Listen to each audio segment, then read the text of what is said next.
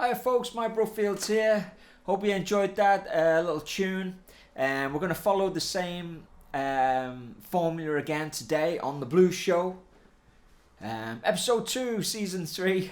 If you're enjoying these and you're getting something out of them, please leave a comment. Let me know. It does motivate me to keep going and do more.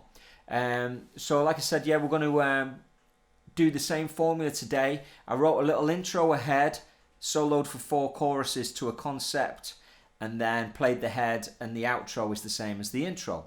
So what I've done is, again, place some limitations on myself on how I could write the tune and how I could solo to kind of put me under pressure to a certain degree to play a certain way. So it's really just about kind of making my practice kind of focused and hopefully inspiring you. You don't have to do everything that I'm doing. You can simplify what I'm doing, but it's hopefully kind of motivating for you and give you some ideas with your practice. So the intro, I wrote this idea.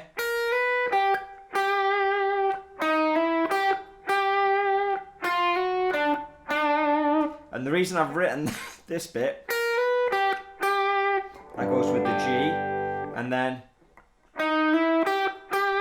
that goes with the C, and then that goes with the D, because the opening progression is and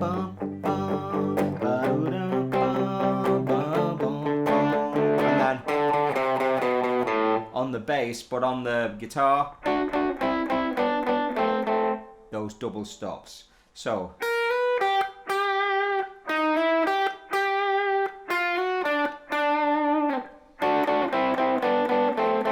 then the next section was inspired by that, you know, the Eric Clapton Rockin Daddy thing that he did with Howlin' Wolf in about 1970 or something. He did those sessions, and he plays that really cool lick, descending lick in sixths. So I thought, well, I'll use that as an inspiration for writing a tune. So I came up with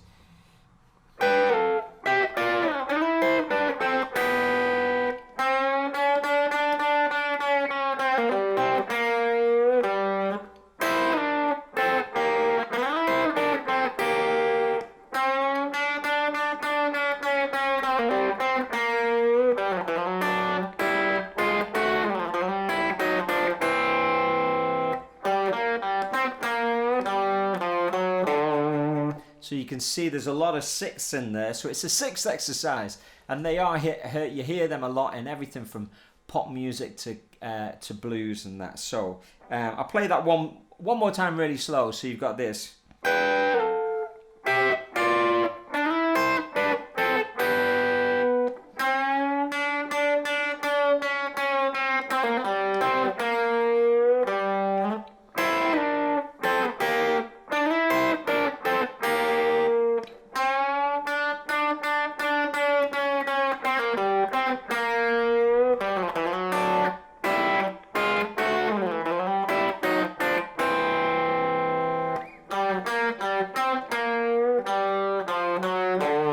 And you notice I like to play close to the bridge because it gives you a different timbre there, doesn't it? It kind of gives you that kind of twangy, funky sound. So that's the head. What kind of groove would you call this? Maybe leave a comment in the down there and tell me what you think it is. It's kind of like the first one was kind of like Sweet Home Chicago kind of style. Maybe this one's a little bit more Louisiana style. I'm not really sure how to kind of label it. I'm sure some blues aficionados out there will help us out. So it's kind of a nice groove to play. It's a little bit faster. We're obviously in the key of G as opposed to last time we were in the key of A as well. So when I was soloing this time, I decided to instead of restricting myself to 2 positions like last time, I'll give myself 3 positions. So I had the E form. This is in G.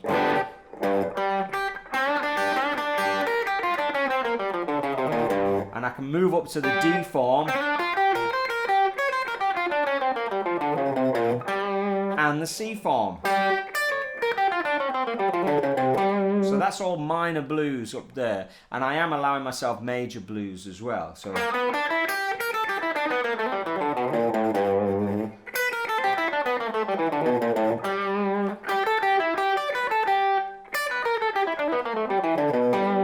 if you're not familiar with all of these scales, you know, it's something that you're going to have to kind of work on.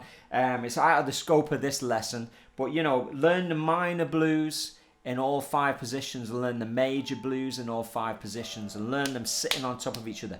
Very, very difficult. A lot of people, because you think, well, there's only 10 things to kind of learn there. How hard can it be? But you'd be surprised.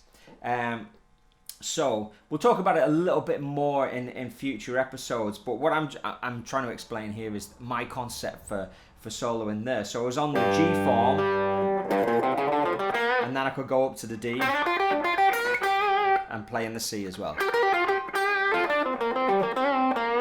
And then the second chorus I start in the D, then up to the C, and then go to the A form. And you can see what's happening. I'm going up 3 forms at a time. So this time I can go from the C form up to the A form, up to the G form, and then on the 4th chorus I've got the A form to the G form, and then ending on the E form again, which is where we started. We started on the E form here, and we've ended on the E form here. Over 4 choruses, we've kind of snaked up 3 positions for every chorus. So that way, and then I'm back into the head,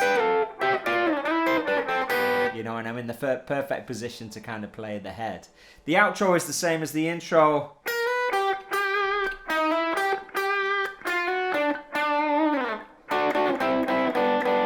And instead of doing G7 like that, which I thought I was going to do, I actually went up and went, I thought it might be a good idea to do that, and that's alright, isn't it?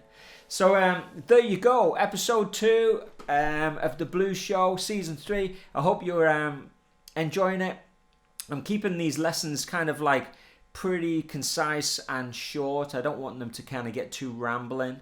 And I know that I'm talking about a lot of concepts all at the same time, but it's really kind of like hoping that it's going to spark a debate and you're going to show some interest. Maybe it'll kind of lead to some lessons where we can focus in on some very specific things. So, you know, it's really about exploring all 5 positions of the blues scale, major, minor, and lots of different keys, lots of different grooves and tempos and stuff like that. So keep it happening. If you want the backing track, let me know. I can send you on the backing track. So keep it happening. Speak to you soon.